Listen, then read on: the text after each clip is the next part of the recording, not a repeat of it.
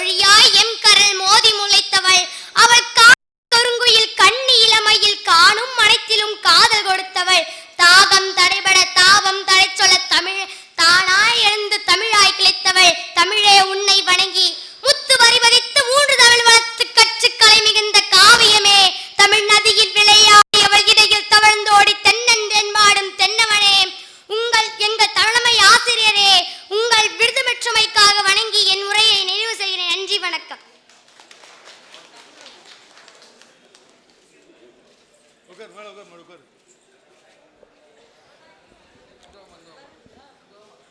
அடுத்ததாக நானே சொல்லிக்கிறேன்.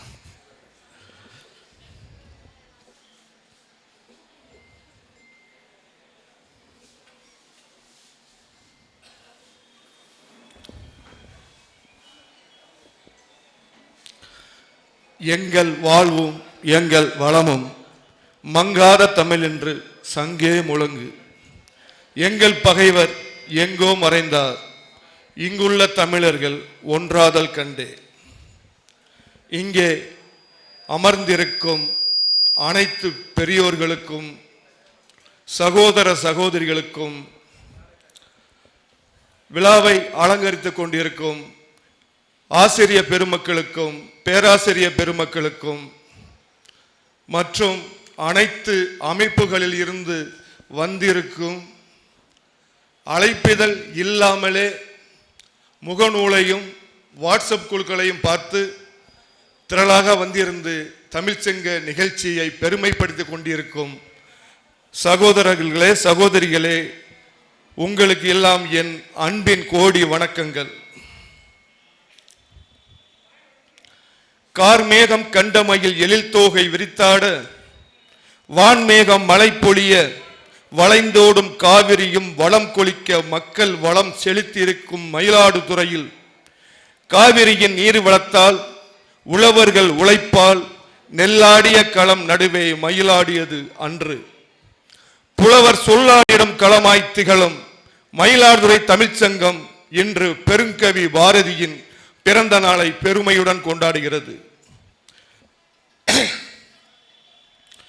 தேடிச்சோறு நிதம் தின்று பல சின்னஞ்சிறு கதைகள் பேசி பல வேடிக்கை மனிதரைப் போல நான் வீழ்வேன் என நினைத்தாயோ என்று அரிமாவாய் முழங்கிய சிந்துக்கு தந்தை செந்தமிழ் தேனி காடுகள வந்த கற்பூர சொற்கோ நீடு துயில் நீக்க பாடி வந்த நிலா பாரதியின் பிறந்த நாள் விழா. இது மயிலாடுதுறை தமிழ்ச்சங்கம் பெருமையுடன் நடத்துகின்றது பெரும்புலவன் பாரதியின் பெருவிழாவை. விழாவில் பேருரையாற்ற வந்திருக்கும் சமூக செயற்பாட்டாளர் அன்பு தங்கை, சென்ற மாதம் வேதநாயகம் பிள்ளையினுடைய விழாவிற்கு சகோதரியை அழைத்திருந்தேன். நான் தொலைபேசியில் தொடர்பு கொண்டவுடன், அம்மா நான் மயிலாடுதுறையிலிருந்து தமிழ் சங்கத்தினுடைய நிறுவன தலைவர் பேசுகிறேன். அண்ணா தெரியும் நான் சொல்லுங்கண்ணே அப்படின்னு. மயிலாடுதுறை ஜெனிப்பு இனிப்பாக வச்சுருக்கேம்மா. அண்ணே உங்களுக்கு தெரியும் நான் எனக்கு நான் தான் உங்கள்கிட்ட வந்திருக்கேனே, உங்களுடைய தமிழ் சங்கத்துக்கு வந்திருக்கேனே அப்படின்னாங்க. ரொம்ப பெருமையாக இருந்தது எனக்கு. எந்த மறுப்பும் சொல்லாமல், அண்ணா இன்னைக்கு திருநெல்வேலி பக்கம் தூத்துக்குடி பக்கம் ஒரு மீட்டிங்காக போய்கிட்டு இருக்கேண்ணே, தயவுசெய்து அடுத்த நிகழ்ச்சியை சொல்லுங்கண்ணே வர்றேன் அப்படின்னாங்க. சரின்னு சொல்லிட்டு அதையும் நினைவில் வச்சுக்கிட்டு பாரதி விழாவிற்கு பெண்களை போற்றுவோம் என்று பாரதி கண்ட புதுமை பெண்ணாக அவரை அழைக்க வேண்டும் என்று அழைத்தேன். எந்த மறுப்புமின்றி அண்ணன் அவசியம் வந்து கலந்துக்கிறேண்ணா அப்படின்னு சொல்லி எங்களை மகிழ்ச்சிக்கு கடலில் ஆழ்த்தினார்கள். நாங்கள் சொல்கின்ற செய்தி அவர்களுக்கு சென்று அடைகிறதா இல்லையா என்று அதிக நேரம் அவர்கள் பதில் அந்த இதில் எங்களுக்கு அந்த உளூட்டி காட்டாது. இருந்தாலும் வில்லிகள் ராஜ்குமார் அவர்களை தொடர்பு கொண்டு நீங்கள் அம்மாவோட பேசிடுங்க, அவங்க மறந்துட போகிறாங்க, நம்ம பார்க்கல போல இருக்குன்னு சொல்லி இப்போ நானும் அதிக முறை முயற்சி செய்து அவங்களுக்கு இன்று முதல் அவர்கள் பேசி கொண்டுள்ளேன். சிறப்பான ஒரு பெண்மணி, மீனவ குலத்தில் இருந்து வந்த ஒரு பெரிய பொக்கிஷம் என்று தான் சொல்ல வேண்டும். அவர்களது பேச்சாற்றல் என்னை வெகுவாக கவரும். அவர்கள் இயக்கத்தில் இருந்தார்கள். அந்த இயக்கத்தில் இருக்கும் பொழுது அவர் ரசித்து கேட்பேன் அவரது பேச்சை. அதை போன்ற ஒரு சிறந்த ஒரு பெண்மணியாக இன்று பாரதி கண்ட புதுமை பெண்ணாக இவ்விழாவினை சிறப்பிக்க வந்துள்ளவர்களை வருக வருக என வரவேற்று மயிலாடுதுறை தமிழ்ச்சங்கம் சாராக வணங்கி வரவேற்று மகிழ்கிறேன். அதை போல மேடையில் இன்று மணவிழா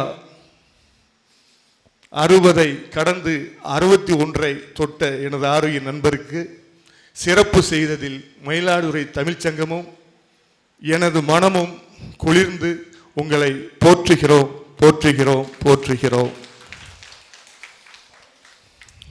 அதை போல அம்மா தமிழ்வேலு ஐயாவிடம் சொன்னேன், ஐயா அம்மாவிடம் சொல்லுங்கள் ஒரு 10 நிமிடம் அந்த விழாவில் பாரதி விழாவில் பேச வேண்டும் என்றேன். நீங்கள் அம்மாக்கிட்டே கேட்டுக்கோங்க சொல்லி சில அம்மாக்கிட்டே கொடுத்துட்டாங்க. ஐயா எனக்கு பேசுக்கு நேரம் குறிப்பீங்களான்னு கேட்டாங்க. நீங்கள் பேசுங்கம்மா, எனக்கு ஒரு 10 நிமிடம் வேணும் அப்படின்னாங்க. சரி பேசுங்கம்மாண்ணா.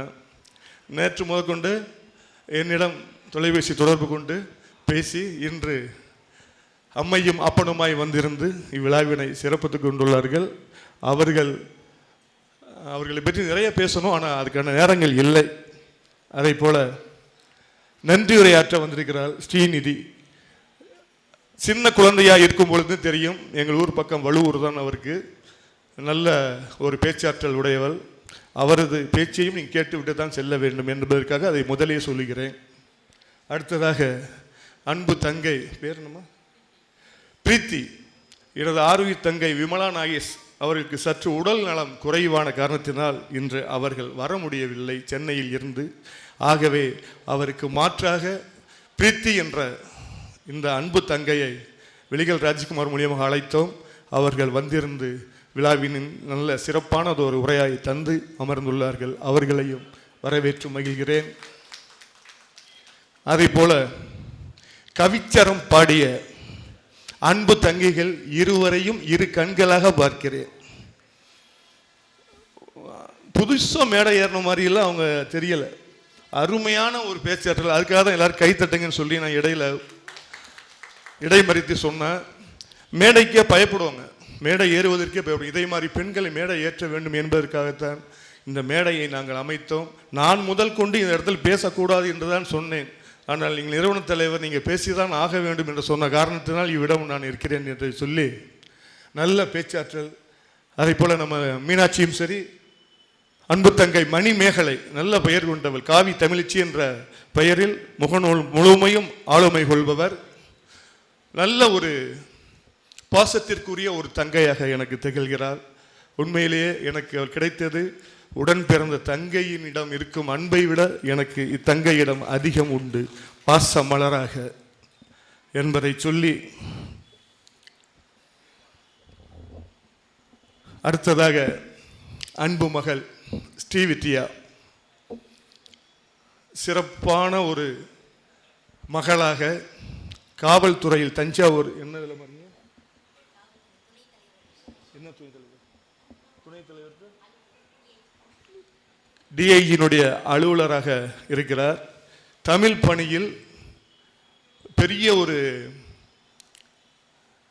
கனவோடு இருக்கிறார், அதைத்தான் சொல்ல வேண்டும். அறமும் நட்பும் என்ற இணைய குழுவை சிறப்பாக நடத்தி கொண்டுள்ளார். ஜோ அர்பனா அவர்கள் தலைமையேற்று நடத்தும் அந்த முகநூல் குழுமத்தை சிறப்பாக எடுத்து நடத்தி கொண்டுள்ளார்.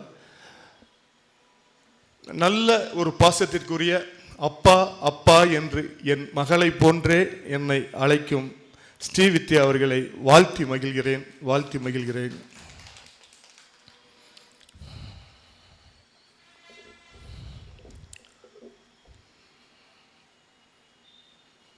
நிறைய மறந்துட்டான்னு பார்க்குறேன். இந்த விழாவிற்காக வேண்டி உழைத்தவர்கள், நான் எந்த அழைப்புதலையும் கொண்டு செல்லவில்லை. ஆனால் எல்லோரும் அவர்கள் இல்லம் தேடி சென்று கொடுத்தார்கள். எல்லோருடைய பேரையும் சொல்ல வேண்டாம் என்று நினைக்கிறேன். அழைத்தாலும் நீங்கள் இதை கேட்டவுடன் வந்து விடுவீர்கள். சின்ன சின்ன விஷயங்களை மட்டும் நான் பேசிட்டு குறைச்சிட்டு நான் அடுத்ததாக அன்பு தங்கைக்கு இடம் விட்டு விடுகிறேன். அன்று நான் பள்ளியில் பாடமும் படித்ததில்லை, புத்தகமும் படித்ததில்லை. படித்ததை கேட்டவன், கேட்டதை ஏற்றவன். வேலுகள் ராஜகுமாரி சொன்னது போல உங்களை போன்ற பேச்சாளர்களை மேடையில் பேசுவதை கேட்டவன் தான் நான். ஊருக்கு ஊர் பொதுக்கூட்டம் நடைபெறும். ஒவ்வொரு பேச்சாளர்களின் பேச்சிலும் அனல் பறக்கும், வீரம் சொரியும், உடல் சிலிர்க்கும். இப்படித்தான் கொஞ்சம் கொஞ்சம் கேட்டு என் தமிழ் மொழியை தெரிந்து கொண்டேன்.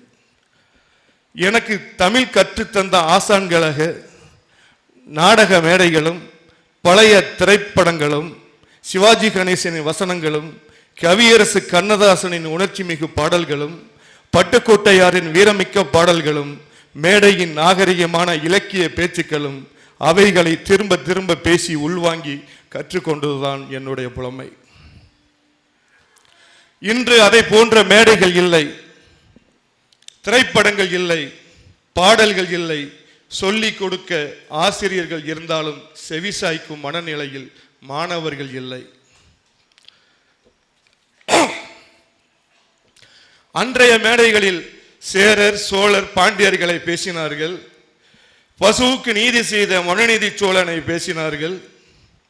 புறாவுக்கு தன் சதையை அறுத்து தந்த சிபி சக்கரவர்த்தியை பேசினார்கள். கல்லணை கட்டிய கரிகால் சோழனையும் கங்கை கடாரம் வென்ற ராஜேந்திர சோழனையும் அவன் அப்பன் ராஜராஜ சோழனையும் பேசினார்கள்.